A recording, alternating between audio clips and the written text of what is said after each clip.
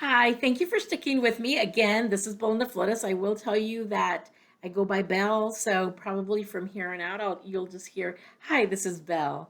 So again, thank you so much for joining me. We will start with Module 3, and Module 3 is how to administer medication. So during this module, we will, talk about the most common errors. We will define the 5 rights of medication. We will identify as needed conditions. We will also review universal and standard precautions. Um, Preparing to administer medication will be another point, and then medication administration procedure, and then communicating with the child. These are the points that we were going to discuss during this presentation. So, common errors in medication administration. A few statistics: 7,000 children per year require emergency department visits for medication problems. Again, what are some of these errors? The common errors is took medication twice, was the wrong medication, the incorrect dose, the missed dose.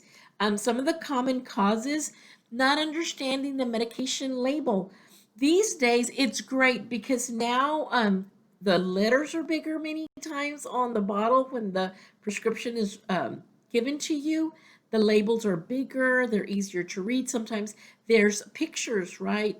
If we let the pharmacist know that perhaps people can't read, or maybe it's a different language, they need it in a different language, that is a possibility. So, again, we want to make sure that we empower our families as much as possible, because many times we just take it for granted and assume that people know how to use things.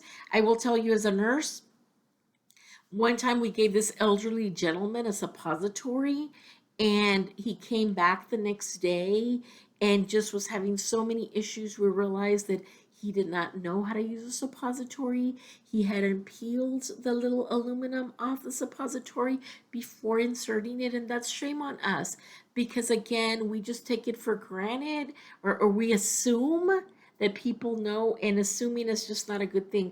We want to make it very clear. You understand, when you're trying to also think about when you're trying to explain something to somebody, perhaps it's an elderly person, perhaps it's somebody that does not understand the English language, then many times they'll nod, right? They'll nod. And you can take that as a sign, 9 out of 10, that they don't have a clue of what you're saying. So we want to make sure that there's clear understanding of the medication label, that there's clear understanding on how to give the medication. So these are the common causes. Is because they didn't understand the medication label. They didn't understand how to give the medication. There's poor communication between parents or guardians and the healthcare professionals. These days you go to the doctor, usually you're in there for a few minutes. Doctors see so many patients, they're in and out, right? Many times it's a little bit of a revolving door. So we need to empower our family members, our parents and guardians, that if there's questions, ask. The provider will take time with you if you ask those questions, because we want to avoid any errors that, again, should have never happened if there was clear instruction on how to do things. So again, some more just still on common medication errors. Errors are mainly made with analgesics, so like Tylenol, Motrin, Advil. These are where the common errors are, because you know how we are. We think, oh, if one is good, two must be better. Medication doesn't work that way. Medication is prescribed and is given to us at a certain dosage, many times because that is the correct dosage that you'll need, and it only lasts for a certain time. For example, if you were to take 400 milligrams of ibuprofen every 4 hours, there's a reason. After that, it starts to wear off, so then you take more medication. So again, it's not always the concept of, oh, more must be better. So again, we want to follow the prescribed how it was prescribed, how it was written, that kind of thing. So some of the reasons for these errors include medications are given frequently. There are many different concentrations. For example, for children, there's infant drops, there's children's liquids. So these kinds of things, we want to make sure that the dosage and the milligrams per kilogram is accurate for the child that is receiving the medication. So it depends on how much they weigh, it depends how old they are, these kinds of things that we need to make sure that the child is receiving the proper medication. Many times, again, they're mixed with other medications in cough and cold preparations. Many times people will take like a cold and flu medicine, and then we'll take Tylenol, not noticing that the flu and cold medication has acetaminophen. Same thing is found in Tylenol, right? Tylenol is acetaminophen. So now they've taken 2 doses instead of just one, how it's prescribed. So again, making sure that we read the labels, that we understand, that we're very clear about how medication is supposed to be administered and the dosing when it comes to the person that we're going to give the medication to. So dosing charts are available that are unique, again, to child size, child's age, these kinds of things.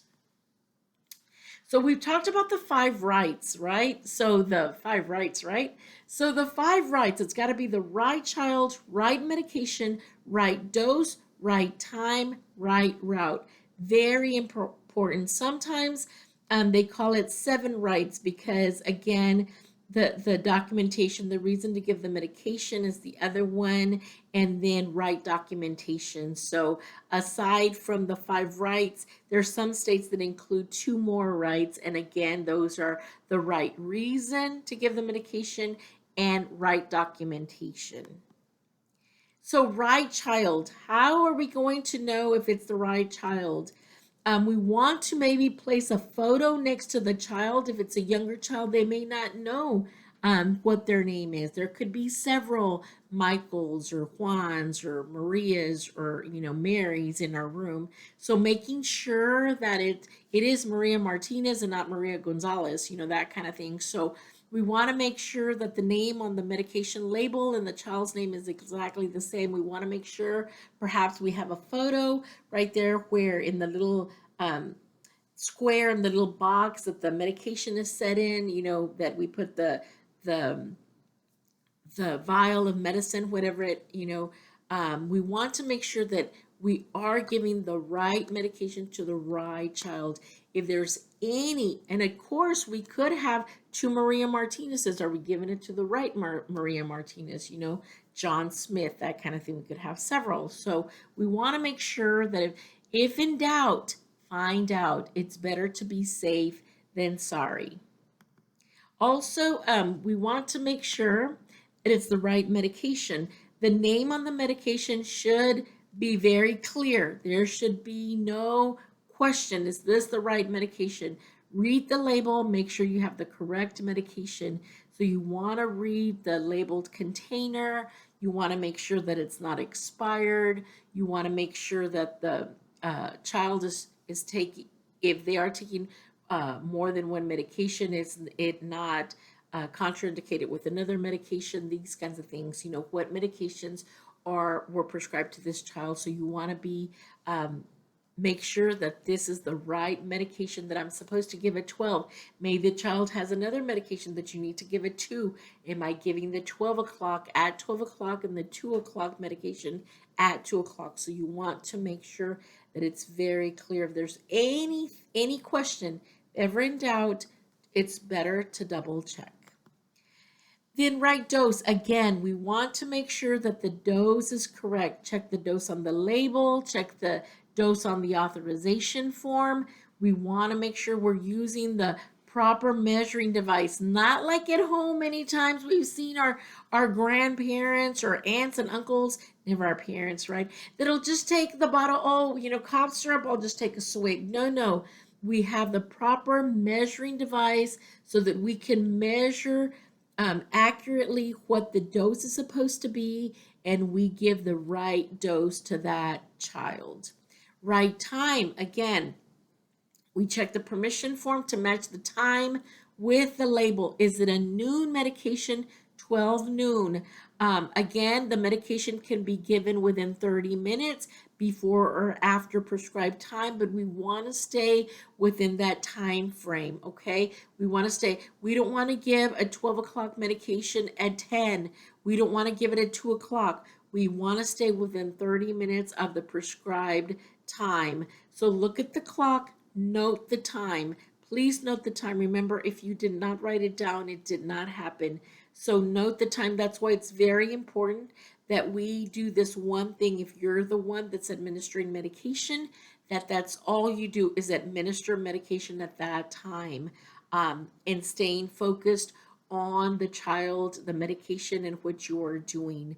So we want to make sure that it all matches. The right time includes both, when you're jotting it down, both date and time. Now, in an emergency, now is the right time. Let's see, somebody's having an anaphylactic shock.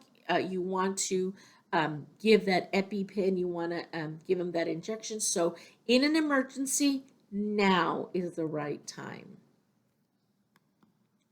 Right route, again, you check the label, you check the authorization to give the medication that's on the medication form, and how is the medication to be given? Is it by mouth? Is it in otic, for the ear, or optic for the eye? Are they drops, this kind of thing? Are they topical for the skin? How are we supposed to give this medication? If it's oral, then are we giving a tablet, or is it liquid? That kind of thing. So as needed conditions, we're going to talk a little bit about as needed conditions. Again, when we talk about as needed orders, we want to give as much detail as possible. Medication that is frequently ordered is as needed, is like an asthma medication, right?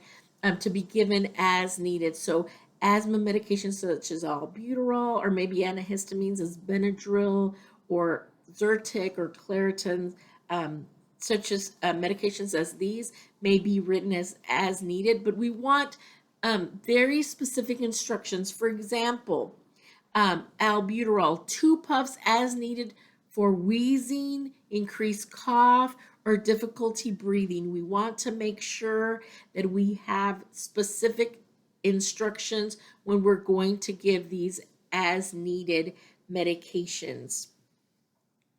The order should state the maximum number of times the dose can be repeated before seeking medical care. Let's say that there's a child having difficulty breathing.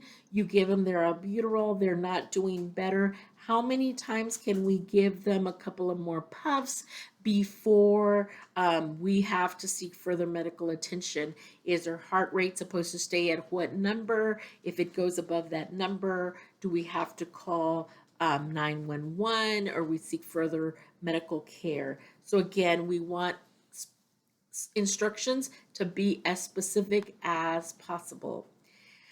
So again, some of the standard precautions, we're going to talk about standard precautions, especially right now during COVID, right?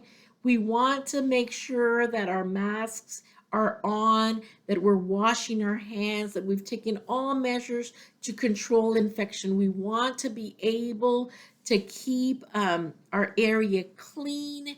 We want to be able to wash our hands. We want to make sure that we wear our gloves, that we want to keep our area from infection, from germs, from any bacteria. So we want to make sure that we keep the area that we're working at very, very clean. We also, again, want to follow these standard precautions, not only to protect the child, but also to protect ourselves. So we want to follow the universal precautions of hand washing and making sure that we wear gloves. So again, what does standard precautions consist of? Mainly hand washing. We want to wash our hands with soap and water. I know that we've gotten into the habit of hand sanitizers. Hand sanitizers should only be limited to times when there's no soap and water available, and hand sanitizers should only be used on clean hands. So again, hand washing is key. We need to wash our hands with soap and water before we administer any medication. We should dry our hands very, very well after our hand washing. We should use disposable gloves. We should dispose of our gloves in between giving medications to the different children, that kind of thing. We should dispose of all materials properly. So making sure that our area is clean and we've wiped down before we're going to administer medication to another child. So again, we're going to talk. We talked about a little bit about Nick, giving him the medication, right? So I want you to think about how you would prepare to give Nick his medication that he needed. What would you need to do before giving Nick his medication? So I would say you need to wash your hands, prepare your work area, take out the medication, check the label and the items on the forms to see that they match, right? Do we have all our forms, all the instructions? Do they all match? We need to get a proper measuring device, and we check the time. Is it time to give Nick his medication? Also, we want to make sure, is it Nick, right? Is it Nick? And are we just dealing with Nick right now? We don't have Nick and Maria and John and Manuel and everybody in there. No, it's just you and Nick, and you're administering his medication. So when you're preparing the medication, again, you find the appropriate measuring device. You measure out the amount that's supposed to be given according to the label. And so you follow the instructions. If it's supposed to be crushed or powdered medication, you prepare that. If it's supposed to be liquid, then make sure that it is in liquid form. If it's a scored tablet and we need to cut it in half, we need to make sure that we're able to cut the tablet in half. So again, don't ever try to cut a tablet that's not scored in half. If it's a capsule, they need to be able to swallow the capsule whole instead, unless there's written instructions to open it up, but they should never be opened unless they are labeled as sprinkles, right? And then you're going to sprinkle them on something, maybe just to mix with food or take with food, that kind of thing. So medication and food, it is usually best not to mix medication with food, but it may be necessary. Again, the healthcare professional may say medication may be mixed with small amount of applesauce or jello or pudding or baby cereal. So about 1 teaspoon to mix it in with. So you want to have that authorization by the healthcare professional. Can it be mixed with a small amount of juice or water, that kind of thing. So again, we need to get that authorization about mixing the medication with food. You want to ask your prescriber or pharmacist again before mixing any medication with anything. And if it is mixed, you want to do a little bit. You don't want to put, oh, I'm just going to mix it with their drink, because you don't know if they don't drink all of it. So it's just a little bit at a time. And then you're prepared to give the child something to drink immediately afterwards to help with the taste. So very important. You do want to take, also talk about to the family and take hints from the family or the parent or guardian on what works best for the child. Again, for an older child, have the child pick up the medication, put in his mouth, and then have them have a drink ready for them, and then check to see that they did take their medication. So if the child spits, vomits part of it out, do not repeat the dose unless advised by the healthcare professional. We will discuss what is to be done at a later time during these modules. So again, when you're going to give the medication to a child, you want to communicate with the child. You want to be open with the child and gain their trust. So you don't want to say, oh, it's candy, or no, it's medication, it's medicine to make you feel better, these kinds of things, but you never want to call it something else. You want to explain to them the procedure, what's going to happen, that you're going to give them some water, that kind of thing. So you want to make sure that you wash the child's hands if appropriate, position the child to give them the medication so that it is a successful administration of medication.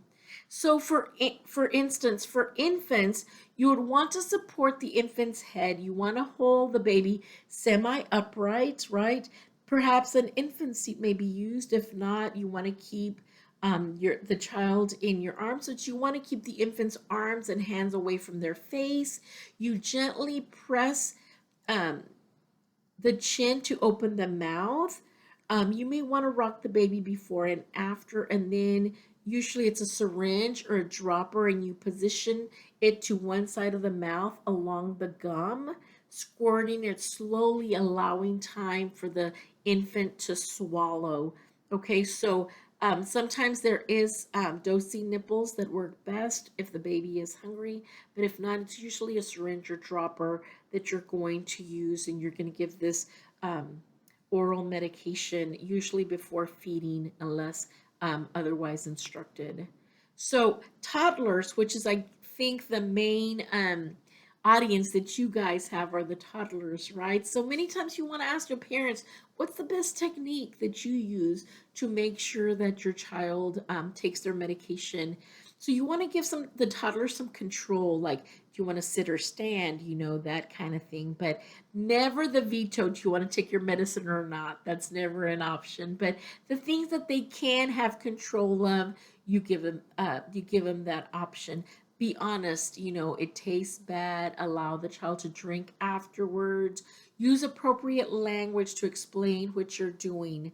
Maintain an attitude that you expect cooperation from the child, and thank them. Thank you so much for taking your medication. Great job. You did a great job. This kinds of thing. So that is when you're dealing with toddlers. For older children, you might that understand, you may want to explain why we take medication, why medication helps us get better. You use this opportunity to teach about time and body parts and health and illness, about how taking care of ourselves, about eating right and exercise and drinking plenty of water, getting plenty of sleep.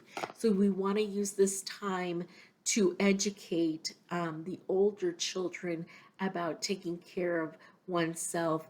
We want to involve the child in the process to help them prepare his or her own medication as they get older, and talking again about medication as how they help us feel better. So we want to make sure that the child understands, and if they have any questions, we want to be able to help them. So again, the procedure for administering medication. Again, we want to talk about the 5 rights, right? Right child, right medication, right dose, right time, right route. Any special instructions that are given to us, we need to follow as well. You take the medication from the container, you prepare the medication, you check the label. Again, check the label, make sure it is we're giving the right medication, and we're giving it the way it's supposed to be given. So if the child vomits or spits a part of the medicine, do not repeat the dose unless advised by the healthcare professional. Okay, so again, you will not repeat the dose unless advised by the healthcare professional. So just finishing up, you've given them the child their medication, you praise the child, you check the label again, you return your medication to the storage immediately. Never leave medication unattended. You record the medication, the date, the time, the dose, the route, and you sign the medication log. You clean the measuring device, you wash your hands, you keep an eye out for the child, you keep an eye on the child for a few minutes for side effects. Again, Do not ever administer medication that you did not prepare yourself. Let's say someone else prepared it, they're like, oh no, I already have it ready. Do not give that medication. Say, you know what? You go ahead and give you administer the medication that you have drawn out, that you have prepared. So again, make sure that the work that you are signing for is your work. Very important. So after giving the medication, allow the child the opportunity to express his or her or her feelings, especially the older child. Was it difficult to take? Was it bitter? And encourage the child. The next time will be easier. What could we do differently? So spend a little time with the child. So again, for oral medications, you want to use measuring devices like a dropper or syringe, a dosing spoon, or a medication cup. Never teaspoons. You never want to give a medication with teaspoons. And then again, with eye drops, you may need an assistant, but you want to make sure if eye drops are kept in a refrigerator, you want to bring them to room temperature, shake if needed. Sometimes you just kind of roll them in between your hands. Make sure that you wipe each eye from the inside of the out to the outside. Younger than 5, you may want to get the child to lie down. If seated, tilt their head back. You want them to look up, you want them to open the eye, and you want to be very gentle when pulling their lower lid and bringing the dropper closer to the eye, never touching the eye with the dropper, just dropping the drop inside the eye. Again, you want to help them blink. Again, never touch the eye. It should be, and then you want to get pretty close. You don't want to feel the child to feel that cold drop or real heavy drop. So just gently and have the child open and close their eyes, or close them just for a few minutes while that medication kind of settles in their eyes and is spread throughout the eye. So again, you want to make sure that you have the Kleenex available or tissue of some sort to be able to, if there's any drops that need to be wiped off, that you're able to do that.